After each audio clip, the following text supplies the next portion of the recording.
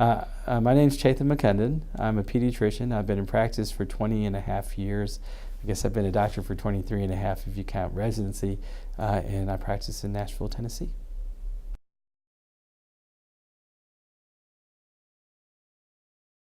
And hopefully that pediatrician is the same pediatrician who's been taking care of the daughter since she was born, because I think the doctor who knows that child best is ideal.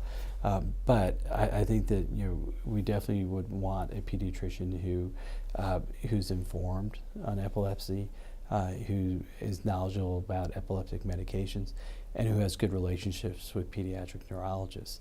I think what we find, and certainly in my practice, it's the pediatrician is sort of the quarterback.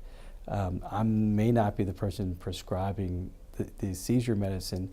I probably am the person who's ordering the first EEG and some of the studies that may be done for epilepsy, but then the pediatric neurologist is partnering with me to take care of the child.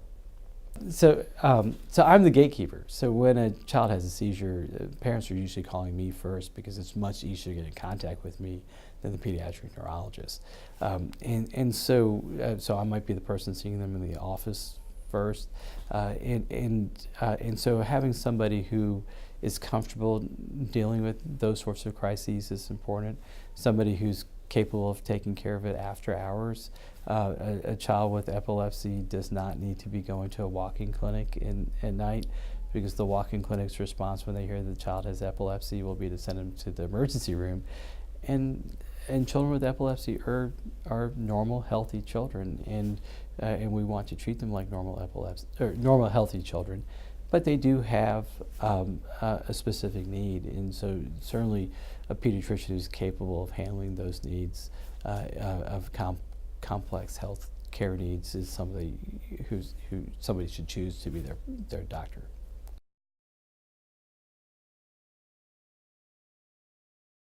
If your pediatrician is not meeting your needs, it's a challenging problem to have. I think that obviously if a child has been diagnosed with a life-changing diagnosis of epilepsy, the hope is that the pediatrician is taking even greater care of your child at that point than they were before. If they're not, you need to find a pediatrician who's capable of doing that. And I think that may involve interviewing other pediatricians, finding out who personally, whose personality may match your personality the best. I think a lot of that is done on the forefront in terms of even before diagnosis, before birth. I meet with parents for prenatal visits. Frequently those visits are for them to evaluate me to see if I'm a suitable doctor for them. Similarly, it's me evaluating them to see if that family is the best fit for me, because it's a relationship. It's a relationship that may extend for 22 years, and part of that is partnership. And if you have a partner who is not pulling their weight, that doesn't work very well. And so you want somebody who's understanding, who's going to devote time, who's going to take care of your child, and not somebody who is trying to get out of the office at a particular time. So I think so doing a lot of that legwork early on is really important. Now, once you've delivered, and if a situation arises as they get older, and the first thing I would do is perhaps talk to the pediatrician and say, these are my specific needs. I really like you, but I'm not sure that this is working, and how can we make this better? If the pediatrician doesn't respond to that, I think it's really incumbent to find a doctor who could partner better with you. I think sometimes for children with epilepsy, perhaps the best person to ask in that scenario would be the pediatric neurologist, and say, who in our community is a doctor that you feel like works well with you, and so that can be helpful. So I think sometimes I get referrals from other doctors, and I may not be taking new patients in my practice, but if a pediatric neurologist called me and said, would you take this patient, I probably would take that patient. So so that can be a helpful resource.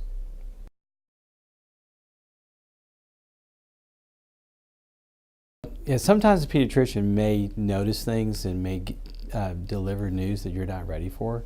I think as a result, that may make you feel uncomfortable. It may affect your relationship with your doctor. I think it's really important that you talk to your pediatrician about that. You may feel really uncomfortable talking to him about it.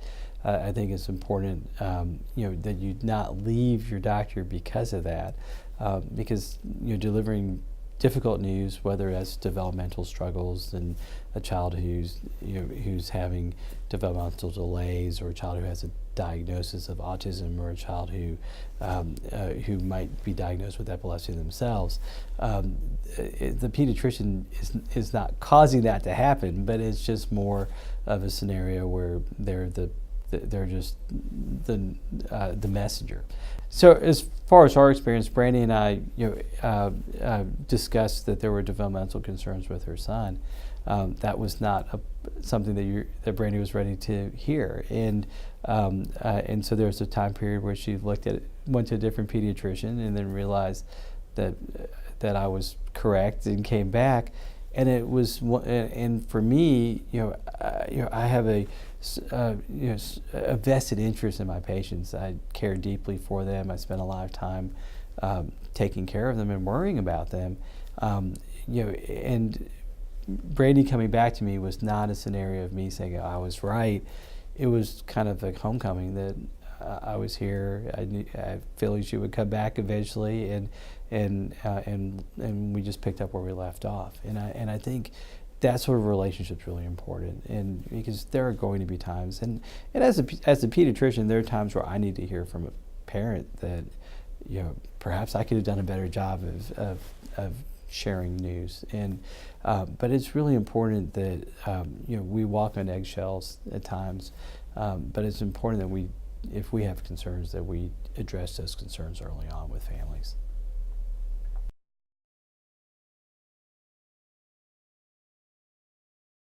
So coordination of care with pediatricians and pediatric subspecialists like neurologists probably differ from city to city. In Nashville, where I practice, there are pediatricians who largely are in private practice, and pediatric neurologists who primarily are at the medical center of Vanderbilt. But there are some pediatric neurologists in private practice as well, and so there is kind of a relationship that we have with those doctors at Vanderbilt, and getting to know them, and we communicate, whether that's via chart, whether it's via in person at conferences, or electronically. But it's very important that I communicate with my colleagues in pediatric neurology when I'm dealing with a child who has epilepsy, and similarly, like if a child is hospitalized. So if I ever hospitalize a child for any reason, I'm still the person seeing them in the hospital. And if they have epilepsy and they're seizing, I want my pediatric neurology colleague to be seeing that child as well. And so it's a partnership, and we work together hand in hand. Pediatric neurologists may see a child with epilepsy once or twice a year, and frequently they may be seeing them a little bit more often early on, but down the road, frequently it's yearly visits. I'm seeing that same child multiple times a year, and so I'm often sort of the conduit for information. So if I find out information from a parent about their child who has epilepsy that I think is important for the neurologist to know, I'm going to let the neurologist know that there's a concern, or I'll encourage the mother to contact the neurologist. So again, teamwork is really, I think, critical, and communication is critical, and so having pediatricians and pediatric neurologists who are good at that is very important.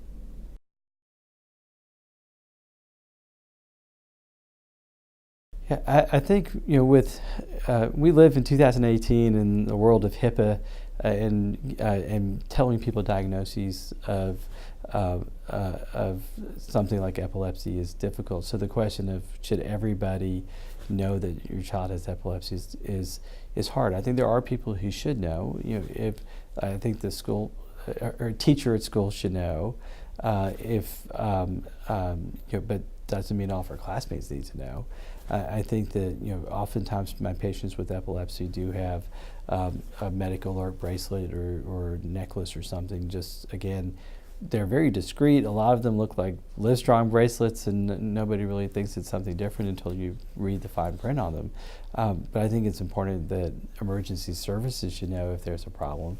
And so some school nurses should be aware, and those sorts of things. And then obviously as the children get older, if they're going on scout trips or they're going spend a night camp or camps away from home, it's very important that somebody at the camp know, so that if something were to happen, they know, I need to contact the mother. I need to. There are things that need to be done. But I think that it's probably something that does not need to be broadcast to the world.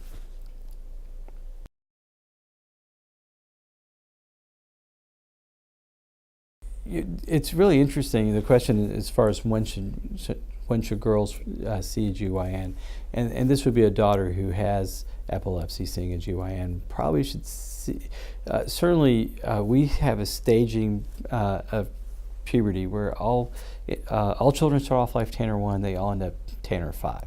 A Tanner 5 girl is essentially a woman at that point, and is capable of doing things that women do, which means they can have a child. So I think once they're Tanner 5, which for most girls is somewhere between 13 and 16, then contemplating seeing a gynecologist should be occurring. And so by 16, I think girls should be seeing a gynecologist if they have a diagnosis of epilepsy. And why is that? Because we know that there are things that could be helpful to protect them. Obviously, birth control is something that discussion as pediatricians that we feel very uncomfortable with. Gynecologists feel much more comfortable with in discussing that. We live in a world, certainly in my bubble, I'd like to think that my patients aren't having sex, and thankfully most of them are not, but then there are some who probably are. In protecting them, because if a girl with epilepsy becomes pregnant, there are inherent risks both to the girl as well as to her fetus, and so in that scenario, taking higher doses of folic acid is something that's important. But also, there are implications in terms of the potential of her having more seizures and things during the pregnancy. So I think that 16 is probably the age where I definitely would want to, but again, there are girls who are precocious in 13, 14, 15. One would think about that, and those are difficult discussions to have with the pediatrician, but I think it's something that really needs to be done.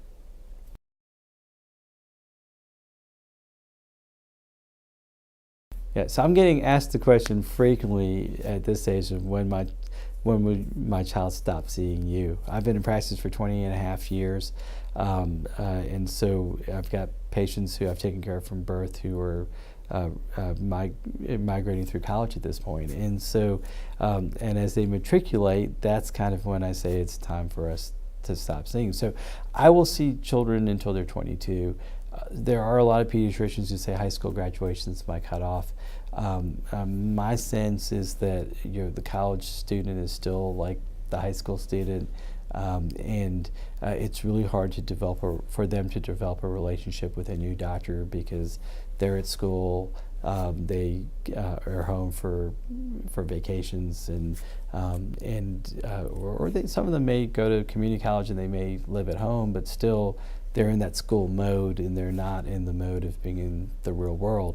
And so with that, they still function as a child. They may not do the best job of advocating for themselves. They may still bring their parents to their appointments. Who I may kick the parents out and have them go to the waiting room while I talk to the child. But they're developing that ability to take care of themselves, and a lot of them will come to the office by themselves. But I'm a familiar face. I think once they graduate from college and they get a job or they go to graduate school or whatever, at that point, they have the maturity at which it's time to start seeing an adult doctor. So in my practice, I'm in a large multi-specialty group, so I have the advantage of being able, if patients of mine graduate and are ready to move on to an adult doctor, I have partners who are adult doctors who I can send them to, and then all of this information I've been putting in their chart just magically goes with them, which is wonderful because it's the same electronic health record and it doesn't disappear. But I think that certainly the doctor on the receiving end, so the adult doctor who takes over a pediatric patient, would really like to have somebody who is not going to be there just once a year for 3 years and then move to another city. So I think it's definitely, it's a hard thing. I think individual pediatricians may have different rules about it. I think most pediatricians will see kids, 99% of pediatricians will see kids through high school. What percentage see them through college, it may vary, but I'd like to think that hopefully most would.